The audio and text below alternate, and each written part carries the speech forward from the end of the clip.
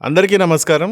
Welcome to untold history Telugu channel. పాకిస్తాన్‌కి తరచూ భారత్ ముందు నువ్వొక లిల్లి పుట్టువి, నువ్వు నీ ఏషాలు ఆపకపోతే మళ్ళీ మరోసారి నీకు కింది నుండి పైకి రాడు దింపేస్తాం అని చాలా ఘాటుగా వార్నింగ్స్ ఇస్తూ ఉండాల్సి ఉంటుంది. మన భారతదేశ army chief general Upendra Dwivedi గారు నిన్న పాకిస్తాన్‌కి మెంటలెక్కించేలాగా మరోసారి మాట్లాడారు.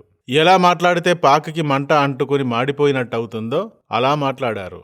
ఆయన ఏం మాట్లాడారు అంటే, ఆపరేషన్ సింధూర్ని మోస్ట్ పవర్ఫుల్ అండ్ పర్ఫెక్ట్గా ఆ రోజు అమలు చేశాం. ఆపరేషన్ 88 గంటల పాటు జరిగింది. ఆపరేషన్లో మన సోల్జర్స్ అత్యంత ఖచ్చితత్వంతో పనిచేశారు. టెర్రరిస్ట్ షెల్టర్స్ని నేలమట్టం చేశాం. అప్రాక్సిమేట్లీ 100 మంది టెర్రరిస్టులను లేపేశాం. ఇది చేయడానికి ముందు మన భారత సైనిక దళాలను భారీ స్థాయిలో సరిహద్దులకు తరలించాం. పాకిస్తాన్ గనక ఆ రోజు ఏ చిన్న తప్పు చేసినా భూతల దాడులు చేసేందుకు సర్వం సిద్ధం చేసి ఉంచాం అంటూ మాట్లాడారు. లాగి లెంప మీద గట్టిగా ఒక్కటిస్తే ఏడాది పాటు గింగిరాలు తిరిగే సన్నాసి దేశం అది. కానీ భారత్ని కొడతాం, భారత్ని ముక్కలు చేస్తాం, భారత్ని ఇది చేస్తాం, అది చేస్తాం అని వాగుతూ ఉంటుంది. కొండను ఢీకొనే పొట్టేలులాగా, సముద్రంతో తలబడే పిల్ల కాలువలాగా. ఇంతకాలంగా ఏంటండి అంటే పాకిస్తాన్ చెత్తవాగుళ్ళకి భారత్ ఆన్సర్ ఇచ్చేది కాదు. కొంతమందికి ఆన్సర్ ఇవ్వడం కూడా వేస్టే అనిపిస్తుంది. అనవసరంగా మరుగుదొడ్డి మురుగు వాసనకి ఆన్సర్ ఎందుకు అన్నట్టుగా. కానీ మారిన కాలమాన పరిస్థితుల వల్ల అదుపులో ఉంచడం కోసం భారత్ కూడా మాట్లాడాల్సి వస్తోంది. బుల్లెట్ దెబ్బకి ముందు బుల్లెట్ దెబ్బ ఎలా ఉంటుందో మాటలతో చెప్పాల్సి వస్తోంది. అందుకే మనవాళ్ళు కూడా ఈ మధ్య పాకిస్తాన్ పైజామా తడుపుకునే టైపు స్టేట్మెంట్స్ ఇస్తున్నారు. ఉపేంద్ర ద్వివేది గారు కూడా అలాగే నిన్న ఇచ్చారు. లఫూట్ పాకిస్తాన్ తన జిగురు తగ్గించుకోకపోతే భూతల దాడులు చేసేవాళ్ళం, ఇకనైనా ఆపకపోతే మేము ఈసారి చేస్తాం అన్నారని దీని అర్థం.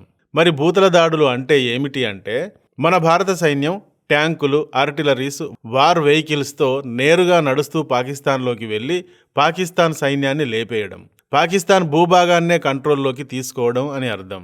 ఇందుకోసం ఆపరేషన్ సింధూర్ సమయంలోనే మేము రెడీగా ఉన్నాం, సైన్యాన్ని రెడీగా ఉంచాం అన్నారు. అంటే పాకిస్తాన్ గనక మరింత పొగరు ప్రదర్శించి మాది ఒక దేశమే, మా వద్ద కూడా పేలని చైనావాడి చెత్త వెపన్స్ ఉన్నాయి అని గనక ఎక్స్ట్రాలు చేసి ఉంటే భూతల దాడి ప్రారంభించే వాళ్ళం అన్నారు అని అర్థం. పాకిస్తాన్ మళ్ళీ ఏమైనా కెలుక్కుంటే గనక ఈసారి తప్పదు అన్నారని కూడా అర్థం. పాకిస్తాన్కి వెన్నులో చలిజ్వరం పుట్టించే మాటలు చెప్పడం భారత్ కూడా ఈ విధంగా చేస్తోంది. ఎందుకు అంటే పాకిస్తాన్కి చెందిన పొలిటీషియన్స్ అండ్ టెర్రరిస్టు నాయకులు తెగ వాగుతూ ఉంటారు. రాత్రిపూట మోర ఎత్తి ఊలవేసే నక్కల్లా ఊలలు వేస్తూ ఉంటారు. మొన్న పాకిస్తాన్లో ఉంటూ అక్కడి నుండి భారత్ని టార్గెట్ చేయడానికి ప్రయత్నిస్తూ ఉండే జైషే మహమ్మద్ అను టెర్రరిస్టు సంస్థ చీఫ్ మాట్లాడిన ఆడియో క్లిప్ ఒకటి బయటకు వచ్చింది. అందులో వాడు భారత్ పైన ఆత్మాహుతి దాడులు చేయడానికి 1000 కంటే ఎక్కువ మంది ఆత్మాహుతి బాంబర్స్ని సిద్ధంగా ఉంచాము, ఉన్నారు, ఏక్ నహి, దో నహి, సౌ నహి, హజార్ నహి, నేను మీకు పూర్తి సంఖ్యను చెబితే రేపు ప్రపంచ మీడియా గగ్గోలెత్తుతుంది అంటూ వాడు మాట్లాడిన ఆడియో క్లిప్ ఒకటి బయటకు వచ్చింది.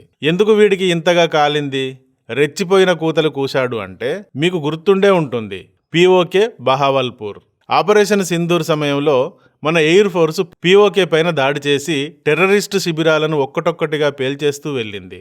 ఇందులో భాగంగానే బహావల్పూర్లో ఉన్న జైషే మహమ్మద్ సంస్థకు చెందిన ప్రధాన కార్యాలయాన్ని కూడా పేల్చేసింది. లక్కీగా ఈ దాడిలో చావకుండా మసూద్ అజర్ బతికిపోయాడు. ఎందుకంటే ఆ సమయానికి వాడక్కడ లేడు. కానీ అతడి ఫ్యామిలీకి చెందిన వారంతా అందులోనే ఉన్నారు. వారు ఎయిర్ ఫోర్స్ దెబ్బకు షహాదత్ అంటూ చచ్చూరుకున్నారు. షహాదత్ అంటే బలిదానం.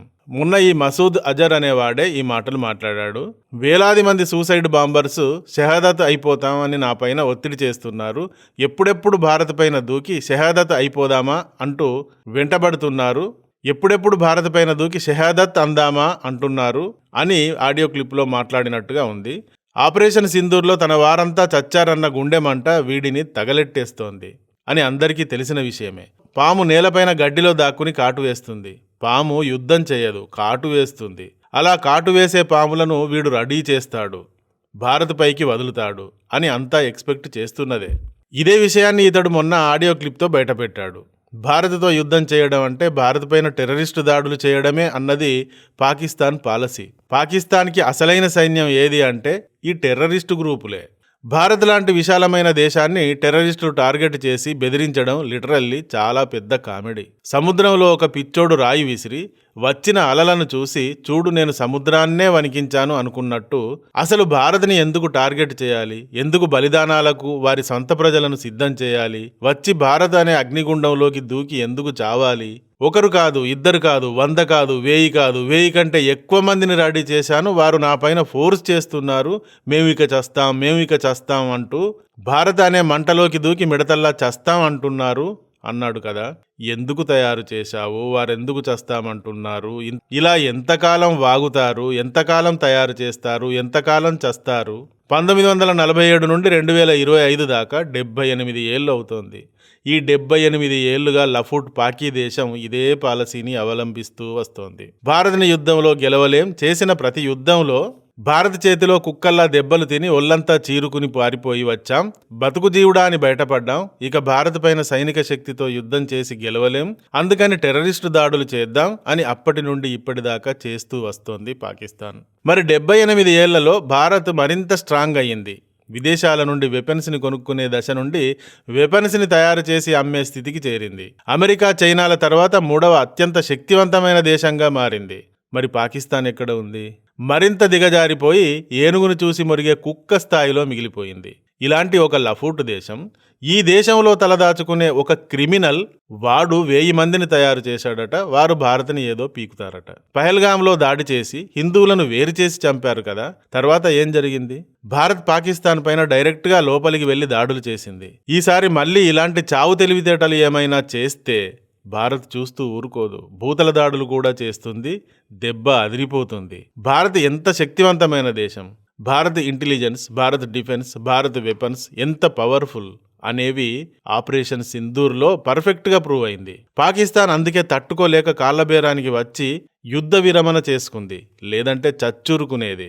ఇది జరిగి కొన్ని నెలలే అవుతోంది. భారత్ ఆపరేషన్ సింధూర్ సమయంలో మామూలుగా కొట్టలేదు, దిమ్మ తిరిగిపోయింది అని చాలా మంది పాకీ నాయకులే స్టేట్మెంట్స్ ఇచ్చారు. మరి ఆ విషయం ఇంత తొందరగా ఎలా మర్చిపోతారు? భారత్ని తట్టుకోవడం పాక్ వల్ల అవుతుందా?